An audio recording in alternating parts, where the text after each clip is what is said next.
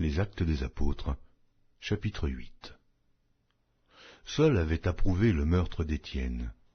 Il y eut ce jour-là une grande persécution contre l'église de Jérusalem, et tous, excepté les apôtres, se dispersèrent dans les contrées de la Judée et de la Samarie. Des hommes pieux ensevelirent Étienne et le pleurèrent à grand bruit.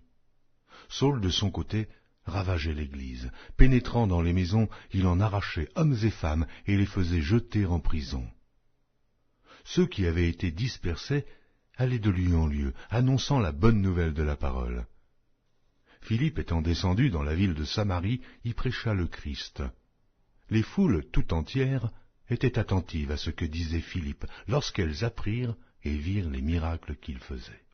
Car des esprits impurs sortirent de plusieurs démoniaques en poussant de grands cris, et beaucoup de paralytiques et de boiteux furent guéris. Il y eut une grande joie dans cette ville.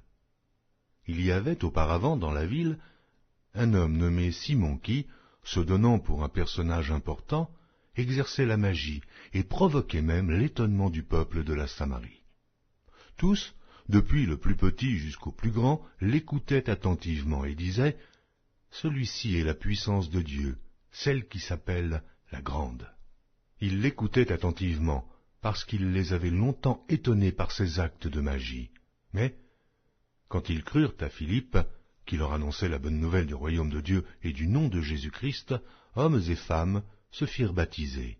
Simon lui-même crut, et, après avoir été baptisé, il ne quittait plus Philippe, et il voyait avec étonnement les miracles et les grands prodiges qui s'opéraient. Les apôtres qui étaient à Jérusalem, ayant appris que la Samarie avait reçu la parole de Dieu, y envoyèrent Pierre et Jean. Ceux-ci, arrivés chez les Samaritains, prièrent pour eux, afin qu'ils reçussent le Saint-Esprit, car il n'était pas encore descendu sur aucun d'eux. Ils avaient seulement été baptisés au nom du Seigneur Jésus. Alors, Pierre et Jean leur imposèrent les mains, et ils reçurent le Saint-Esprit. Lorsque Simon vit que le Saint-Esprit était donné par l'imposition des mains des apôtres, il leur offrit de l'argent en disant « Accordez-moi aussi ce pouvoir, afin que celui à qui j'imposerai les mains reçoive le Saint-Esprit. » Mais Pierre lui dit « Que ton argent périsse avec toi, puisque tu as cru que le don de Dieu s'acquérait à prix d'argent. Il n'y a pour toi ni part, ni lot dans cette affaire, car ton cœur n'est pas droit devant Dieu. Repens-toi donc de ta méchanceté, et prie le Seigneur pour que la pensée de ton cœur te soit pardonnée, s'il est possible, car je vois que tu es dans un fiel amer, et dans les liens de l'iniquité. » Simon répondit « Priez vous-même le Seigneur pour moi, afin qu'il ne m'arrive rien de ce que vous avez dit. » Après avoir rendu témoignage à la parole du Seigneur, et après l'avoir prêchée, Pierre et Jean retournèrent à Jérusalem, en annonçant la bonne nouvelle dans plusieurs villages des Samaritains. Un ange du Seigneur s'adressant à Philippe lui dit « Lève-toi, et va du côté du midi sur le chemin qui descend de Jérusalem à Gaza, celui qui est désert. » Il se leva et partit, et voici, un Éthiopien, un eunuque, ministre de Candace, reine d'Éthiopie, et surintendant de tous ses trésors, venu à Jérusalem pour adorer, s'en retournait, assis sur son char, et lisait le prophète Ésaïe. L'Esprit dit à Philippe, « Avance, et approche-toi de ce char. » Philippe accourut et entendit l'Éthiopien qui lisait le prophète Ésaïe, et il lui dit, « Comprends-tu ce que tu lis ?»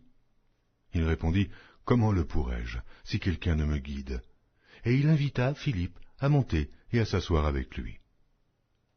Le passage de l'Écriture qu'il lisait était celui-ci. Il a été mené comme une brebis à la boucherie, et, comme un agneau muet devant celui qui le tond, il n'a point ouvert la bouche. Dans son humiliation, son jugement a été levé, et sa postérité, qui la dépeindra, car sa vie a été retranchée de la terre. L'eunuque dit à Philippe, « Je te prie, de qui le prophète parle-t-il ainsi ? Est-ce de lui-même ou de quelqu'un d'autre ?» Alors Philippe, ouvrant la bouche et, commençant par ce passage, lui annonça la bonne nouvelle de Jésus. Comme ils continuaient sur le chemin, ils rencontrèrent de l'eau. Et l'eunuque dit, « Voici de l'eau. Qu'est-ce qui empêche que je ne sois baptisé ?» Philippe dit, « Si tu crois de tout ton cœur, cela est possible. » L'eunuque répondit, « Je crois que Jésus-Christ est le Fils de Dieu. » Il fit arrêter le char, Philippe et l'eunuque descendirent tous deux dans l'eau, et Philippe baptisa l'eunuque. Quand ils furent sortis de l'eau, l'Esprit du Seigneur enleva Philippe, et l'eunuque ne le vit plus, tandis que, joyeux, il poursuivait sa route. Philippe se trouva dans Azote, d'où il alla jusqu'à Césarée, en évangélisant toutes les villes par lesquelles il passait.